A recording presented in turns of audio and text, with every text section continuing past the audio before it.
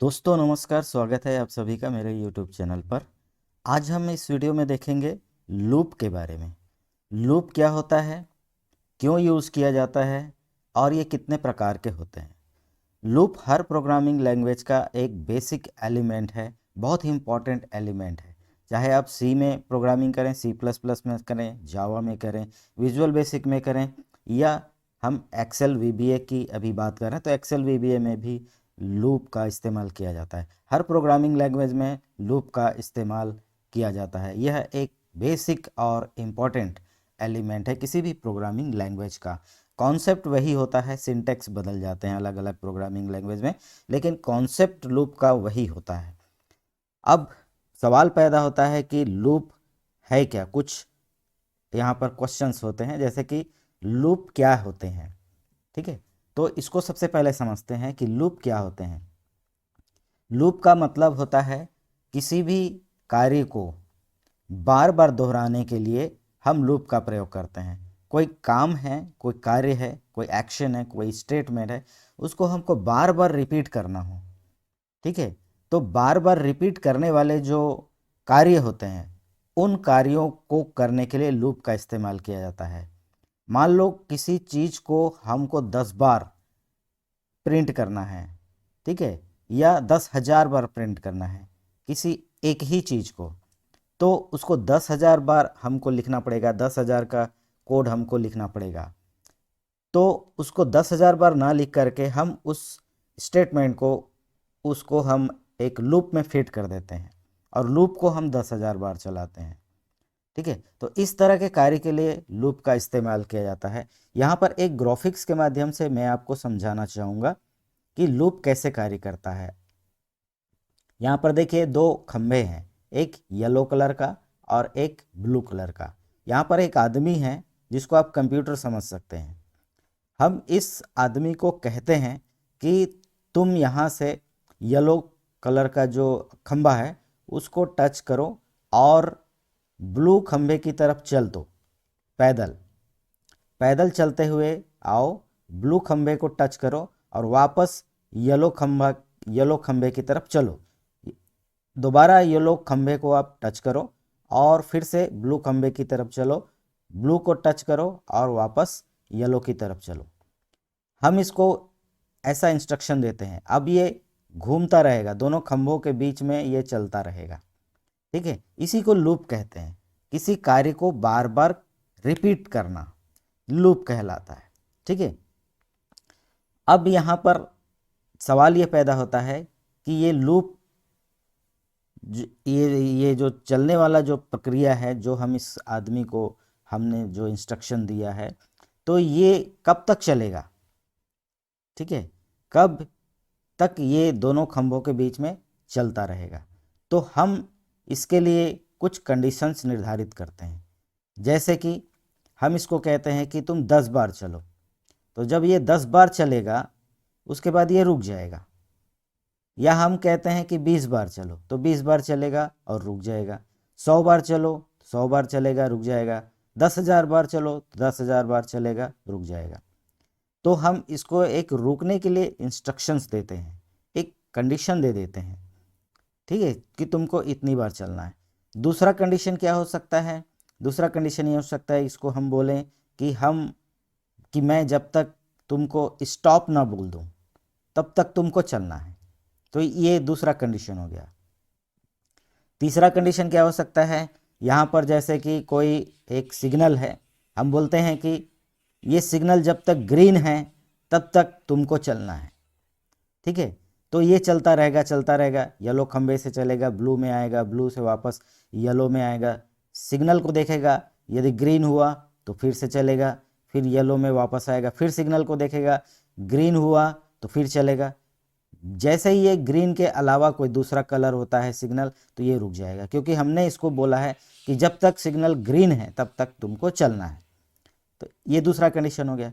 तीसरा कंडीशन क्या हो सकता है? इसको हम बोलें कि जब तक सिग्नल रेड नहीं हो जाता तब तक तुमको चलना है। तो ये फिर से येलो से ब्लू की तरफ चलेगा, ब्लू से येलो की तरफ चलेगा, वापस देखेगा सिग्नल को, सिग्नल रेड नहीं हुआ है, फिर से चलेगा ब्लू की तरफ, वापस येलो में आएगा, फिर से सिग्नल को चेक करेगा, रेड नहीं हुआ है, फिर से चलेगा, फिर वापस आएगा, फिर सिग्नल को देखेगा, देखा कि उसने रेड हो गया सिग्नल, तो ये फिर रुक जाएगा। इस तरह से ये लूप को ख़त्म करने के लिए हम कोई कंडीशंस निर्धारित करते हैं, ठीक है। तो ये जो कंडीशंस होते हैं, लूप को ख़त्म करने के लिए जो कंडीशंस होते हैं अलग अलग, उन कंडीशंस के आधार पर अलग अलग प्रकार के लूप होते हैं, ठीक है। जैसे कि यहाँ पर मैंने आपको बताया क्वेश्चंस में, तो लूप क्या होते हैं वो समझ में आ गया। लूप कितने प्रकार के होते हैं, तो लूप के प्रकार डिसाइड करने के लिए हम, जो मैंने अभी बताया कि रुकने का कंडीशन क्या है, कब तक लूप को चलाना है, या लूप चला रहे हैं तो उसको रुकने का एक कंडीशन हमको देना पड़ेगा। उन कंडीशंस के आधार पर लूप 4 प्रकार के होते हैं एक्सेल VBA में। पहला प्रकार होता है फॉर नेक्स्ट, दूसरा प्रकार होता है वाइल वेंड, और तीसरा प्रकार होता है डू वाइल, चौथा प्रकार होता है डू अनटिल। ये लूप को ख़त्म करने के कंडीशंस के आधार पर इनका कैटेगराइजेशन किया गया है। इसके बाद हम देखते हैं क्यों यूज़ किए जाते हैं। तो क्यों यूज़ किए जाते हैं इसको मैंने पहले ही आपको बता दिया कि किसी भी कार्य को यदि हमको बार बार करने की ज़रूरत पड़ रही है तो हम उसको बार बार उसके लिए कोड लिखने की बजाय उस स्टेटमेंट को लूप में लगा देते हैं। 10,000 बार कोई काम करना है तो 10,000 बार चलने वाला लूप हमने लगा दिया और उस स्टेटमेंट को उस लूप के बीच में लिख दिया, तो हमको बार बार उस स्टेटमेंट को 10,000 बार नहीं लिखना पड़ेगा, लूप को एक ही बार लिखना पड़ेगा और वो लूप चलता रहेगा। प्रोग्राम को आसान बनाने के लिए और इफ़ेक्टिव बनाने के लिए हम लूप का प्रयोग करते हैं। जिस कार्य को बार बार करने की ज़रूरत होती है उसको हम लूप में फिट करते हैं, तो ये लूप इसीलिए यूज़ किया जाता है। आई होप लूप का लूप का जो कॉन्सेप्ट है आपको क्लियर हो गया होगा। अब हम देखेंगे कि लूप के जो ये प्रकार हैं, 4 प्रकार के जो लूप मैंने आपको बताए हैं, इसको हम 1 बाय 1 इसको देखेंगे। तो इस वीडियो में हम देखेंगे फॉर नेक्स्ट को, और अगले वीडियो में मैं बाकी जो 3 लूप हैं उनके बारे में डिस्कस करूंगा। तो आज हम इस वीडियो में देखेंगे फॉर नेक्स्ट लूप।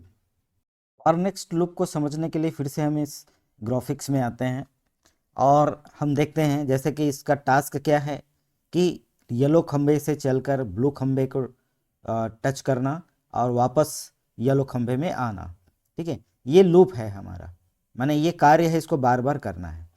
अब हम इस व्यक्ति को बोलते हैं कि तुमको ऐसा करते रहना है, ठीक है।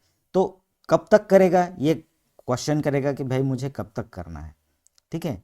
तो हम इसको बोलते हैं कि तुमको इसको 10 बार करना है, यानी येलो खंबे से चलो, ब्लू को टच करो, वापस येलो खंबे में आओ, ये 1 हो गया। फिर इसी प्रक्रिया को दोबारा करो तो 2 हो जाएगा। ऐसा तुमको 10 बार करना है। तो ये येलो खंबे को टच करके ब्लू खंबे को टच करेगा, वापस येलो खंबे में आएगा।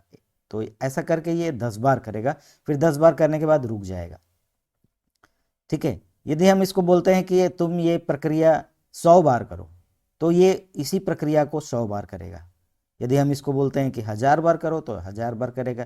हम इसको बोलते हैं कि 10,000 बार करो तो 10,000 बार करेगा, ठीक है। यानी हम इसको एक निश्चित नंबर देते हैं कि तुमको इतने बार तुमको ये प्रक्रिया करना है, ठीक है। तो जब हम किसी लूप के लिए एक निश्चित नंबर निर्धारित कर देते हैं कि ये लूप इतनी बार ही चलेगा, तो उस कंडीशन में फॉर लूप का प्रयोग किया जाता है। जब हमारे पास नंबर हो कि इतनी बार ही हमको करना है, तो उसके लिए फॉर नेक्स्ट लूप का प्रयोग किया जाता है। इसका सिंटैक्स हम देखते हैं। इसका सिंटैक्स होता है, यहाँ पर लिखेंगे फॉर, जो कि एक कीवर्ड है, और यहाँ लिखेंगे वेरिएबल। वेरिएबल का नाम कुछ भी हो सकता है, लेकिन इसका टाइप न्यूमेरिकल्स होगा या इंटीजर होगा या लॉन्ग होगा, और इक्वल का साइन लगाते हैं यहाँ पर। और इसके बाद इस वेरिएबल का, चूँकि ये न्यूमेरिकल है, तो यहाँ पर इसका स्टार्टिंग वैल्यू देंगे, स्टार्टिंग नंबर देंगे कि कहाँ से, कौन से नंबर से ये स्टार्ट होगा। 1 से स्टार्ट होगा, 2 से स्टार्ट होगा, 10 से स्टार्ट होगा, 20 से, जो भी नंबर हम यहाँ पर देंगे उससे इसका वैल्यू स्टार्ट होगा इस वेरिएबल का। उसके बाद ये 2 एक कीवर्ड है, इसको एज इट इज़ लिखेंगे और इसके बाद यहाँ पर उसका एंड वैल्यू देंगे, किसका, इस वेरिएबल का। यहाँ से स्टार्ट वैल्यू कि कहाँ से स्टार्ट करना है और यहाँ पर एंड वैल्यू कहाँ पर ख़त्म करना है। जैसे 1 से 10 तक चलना है तो स्टार्टिंग वैल्यू में हम देंगे 1 और एंड वैल्यू में हम देंगे 10, 10 बार चलना है। यदि इसको 10,000 बार चलना है तो एंड वैल्यू हमारा 10,000 हो जाएगा। ठीक है।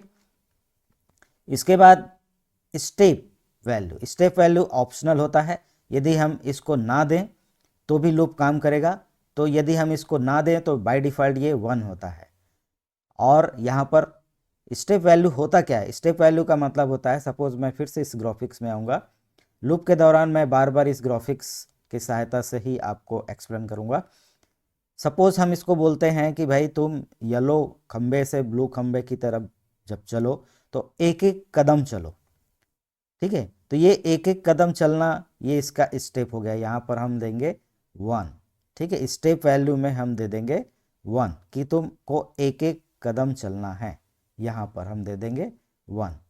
लेकिन अब उसको मान लो एंड वैल्यू हमारा हो जाता है, एंड वैल्यू हमने दे दिया 10,000 या जो भी है, 100 दे दिया, 10,000 दे दिया, 1,000 दे दिया, तो 1 से लेके 1,000 बार उसको रिपीट करना है। ठीक है, तो यहाँ पर हमने इसको बोल दिया कि तुम 2 कदम चलो, एक बार में 2 कदम चलो। ठीक है, जंप करते हुए चलो, तो उसका स्टेप हो गया 2। यदि हम इसको बोलते हैं कि 3 स्टेप में चलो तो 3 कदम वो जंप करेगा, एक बार में वो 3 कदम चलेगा। ठीक है, तो उसको लूप में चलना कैसे है, स्टेप क्या होगा उसका, 1 कदम, 2 कदम, 3 कदम। ठीक है, तो यहाँ पर हम उसका वैल्यू देंगे। सपोज हम स्टेप एक एक स्टेप चलना चाहते हैं तो यहाँ पर लिखेंगे 1, 2 स्टेप चलना चाहते हैं तो 2, इस तरह से। जैसे मान लो यहाँ पर हमको 1 से लेके 100 तक चलना है, तो यहाँ पर स्टेप वैल्यू मैंने दे दिया 2, तो 1 के बाद 3, 3 के बाद 5, 5 के बाद 7। ठीक है, ऐसा 2 स्टेप चलेगा। मैंने इसको स्टेप वैल्यू दे दिया 3, तो ये 1 के बाद 4, 4 के बाद 7, 7 के बाद 10, 3 स्टेप चलेगा। और यहाँ पर स्टेप वैल्यू कुछ भी नहीं दिया तो ये एक एक स्टेप चलेगा, 1 के बाद 2, 2 के बाद 3, 3 के बाद 4, इस तरह से। तो ये स्टेप वैल्यू हो गया। इसके बाद यहाँ पर जो भी हमारे स्टेटमेंट्स हैं, जिन स्टेटमेंट्स को, जिन एक्शंस को हमको इतनी बार रिपीट करना है, जहाँ पर हमने यहाँ ये डिसाइड किया इतनी बार रिपीट करना है, उन स्टेटमेंट्स को हम यहाँ पर लिखेंगे। वो 1 हो सकते हैं, 1,000 स्टेटमेंट हो सकता है, 10,000 स्टेटमेंट हो सकता है, जिनको आपको बार बार रिपीट करना है। ठीक है, और यहाँ पर फिर फॉर नेक्स्ट जो लूप है उसको हम यहाँ पर क्या करेंगे, एंड करेंगे। नेक्स्ट, ये फॉर लूप को एंड करने के लिए लिखना ही पड़ेगा, यदि आप नहीं लिखेंगे तो सिंटैक्स एरर आएगा। नेक्स्ट लिखेंगे और यहाँ पर वेरिएबल का नाम लिखेंगे। कौन से वेरिएबल का नाम, ये वाले वेरिएबल का नाम हम लिखेंगे। हालांकि ये ऑप्शनल होता है, ठीक है, लेकिन इसको लिखना अच्छा होता है क्योंकि हमको समझ में आता है कि ये कौन से लूप का एंडिंग पॉइंट है, कौन से लूप को हम यहाँ पर एंड कर रहे हैं। तो यहाँ पर वेरिएबल, जो वेरिएबल यहाँ पर रहेगा वही वेरिएबल यहाँ पर लिखेंगे। ठीक है, तो ये इसका सिंटैक्स होता है, इसी सिंटैक्स में हम फॉर लूप का प्रयोग करेंगे। अब इसको मैं अपने प्रोग्रामिंग में आपको दिखाता हूँ कि इसका यूज़ कैसे करेंगे। तो चलिए चलते हैं अपने कोड विंडो पर। इनको मैं मिनिमाइज़ कर देता हूँ और इसका कोड विंडो मैं ओपन कर लेता हूँ। हमारा एक्सेल VBA का जो कोड विंडो है ये मैंने ओपन कर लिया। यहाँ पर एक मॉड्यूल 1 मैंने लिया हुआ है, ठीक है, और यहाँ पर एक मैंने बनाया है सब रूटीन जिसका नाम है काउंटिंग। ठीक है, इसकी पहली लाइन, ये वेरिएबल्स मैंने लिया हुआ है इंटीजर टाइप का जिसका नाम है CNT, और इस वेरिएबल के आधार पर मैंने फॉर लूप यूज़ किया हुआ है। ठीक है, तो यहाँ पर देखिए फॉर कीवर्ड है, CNT वेरिएबल का नाम है, इक्वल का साइन है, ये स्टार्टिंग वैल्यू है इसका 1 और ये 2 कीवर्ड है और ये इसका एंडिंग पॉइंट है। स्टेप वैल्यू मैंने नहीं दिया, इसका मतलब होता है कि ये 1 से 10 तक चलेगा, एक एक स्टेप चलेगा। ठीक है, तो यहाँ पर ये फॉर लूप मैंने लगा दिया। ये CNT है, CNT का जो वैल्यू है 1 से स्टार्ट होगा 10 में ख़त्म होगा, 1 से 10 तक इसको चलना है, ठीक है। और मैंने स्टेटमेंट क्या लिया हुआ है, ये जो CNT है इसको मैंने शीट 1 में प्रिंट किया हुआ है। कौन से कॉलम में, A कॉलम में। और कौन से रो में, तो रो भी चेंज होता जाएगा, जो CNT का नंबर होगा वही रो का नंबर होगा। तो CNT का वैल्यू पहले 1 से स्टार्ट होगा, फिर वो 2 हो जाएगा, फिर 3 हो जाएगा, तो रो भी वैसे ही चलता जाएगा, ठीक है। और ये यहाँ पर नेक्स्ट लूप को एंड करने के लिए या लूप में जो वेरिएबल्स इस्तेमाल किए हुए हैं उनके इंक्रीमेंट के लिए, यहाँ पर इंक्रीमेंट भी होता है। जैसे कि इंक्रीमेंट क्या होगा, तो 1 से 10 तक चलना है, तो यहाँ पर फर्स्ट टाइम जब ये लूप चलेगा उसका वैल्यू होगा 1। जब यहाँ पर आ जाएगा तो यहाँ पर आने के बाद CNT का वैल्यू 2 हो जाएगा, यानी CNT equal to CNT plus 1, ठीक है, क्योंकि हमको इस तरफ चलना है, एक एक बढ़ता जाएगा, ठीक है। फिर ये यहाँ पर आएगा और यहाँ पर प्रिंट करेगा CNT के वैल्यू को, फिर यहाँ पर आएगा CNT को 1 इंक्रीमेंट करेगा, जो भी स्टेप होगा उसके हिसाब से, और यहाँ पर फिर से CNT को प्रिंट करेगा, फिर यहाँ पर आएगा, फिर वो नेक्स्ट जो भी उसका नंबर होगा इंक्रीमेंट करेगा, फिर यहाँ पर आएगा। और ये जैसे ही ये 10 के बाद ऊपर होता है, जैसे ये 11 हो गया, तो 11 होगा तो ये लूप खत्म हो जाएगा, ठीक है। तो CNT का वैल्यू 1 से स्टार्ट होकर के 10 में ख़त्म हो जाएगा, ठीक है। इसको हम रन करके देखते हैं।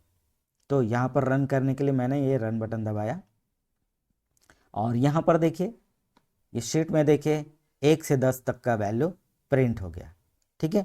मान लो मुझे इसको 100 बार चलाना है, ठीक है, 100 तक का नंबर प्रिंट करना है, ठीक है। तो 100 तक का नंबर प्रिंट करने के लिए क्या करेंगे, हम यहाँ पर 10 की जगह 100 लिख देंगे, ठीक है। तो यहाँ पर मैं इस लूप को फिर से रन करता हूँ, ये मैंने रन बटन दबाया और यहाँ पर देखिए विद इन सेकेंड्स आपको 1 से 100 तक का नंबर यहाँ पे प्रिंट करके मिल गया, ठीक है। मान लो इसको हम लूप नहीं लगाते हैं, ठीक है, लूप का इस्तेमाल हम नहीं करते हैं, तो हमको क्या करना पड़ेगा, ये जो स्टेटमेंट है इसको 100 बार लिखना पड़ेगा।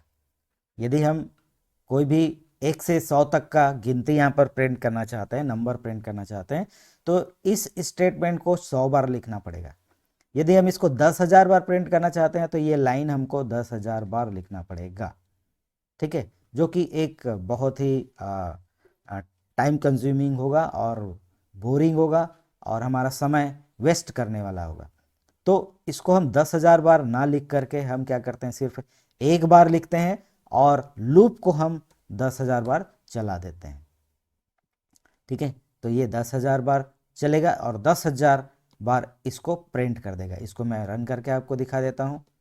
ये देखिए ये 10,000 बार ये लूप चलेगा। यहाँ पर देखिए, ये देखिए 1 से लेकर के 10,000 का नंबर उसने प्रिंट कर दिया विद इन सेकेंड्स, ठीक है। तो ये लूप का पावर होता है और फॉर लूप जो है इस तरह से काम करता है, ठीक है। अब इसका स्टेप वैल्यू हम देखते हैं। इसको मैं वापस 100 कर देता हूँ इस तरह से और इसका स्टेप वैल्यू देखते हैं। तो मान लो मैं इसको स्टेप में 2 दे देता हूँ, ठीक है।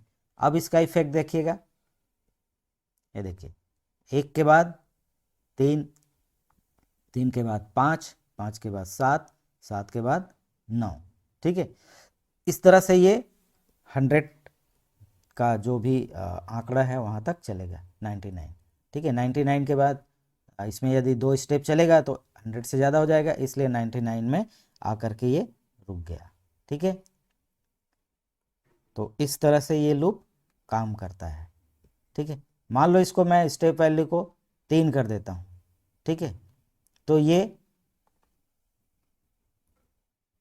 3 स्टेप में चलेगा, ठीक है।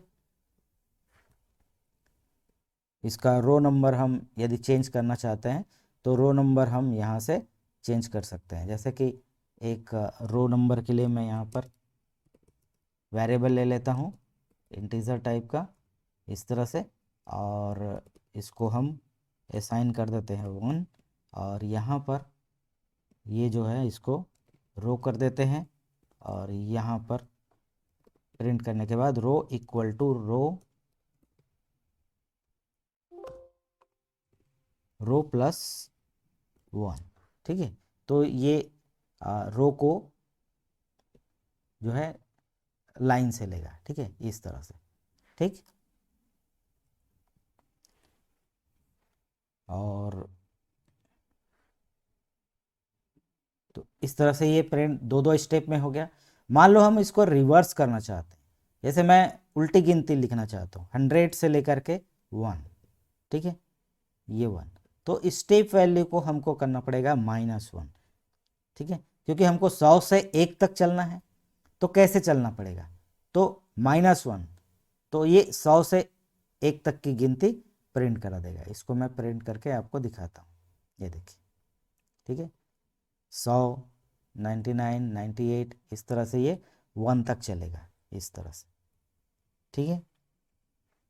मान लो इसको स्टेप 2 में हम लेंगे तो क्या होगा, यहाँ पर हम स्टेप 2 दे देंगे इस तरह से, ठीक है। तो 100 के बाद वो 98, 96 इस तरह से चलेगा। इसको हाँ, तो ये इधर देखना पड़ेगा, ये इस तरह से 100 से 98, 96, 94 दो दो स्टेप में चल रहा है, उल्टी गिनती, ठीक है। तो इस तरह से हम फॉर लूप को यूज़ कर सकते हैं। और भी इसका एग्जांपल हम देखते हैं। मान लो यहाँ पर और भी स्टेटमेंट हमको देना है, ठीक है, तो वो भी हम दे सकते हैं।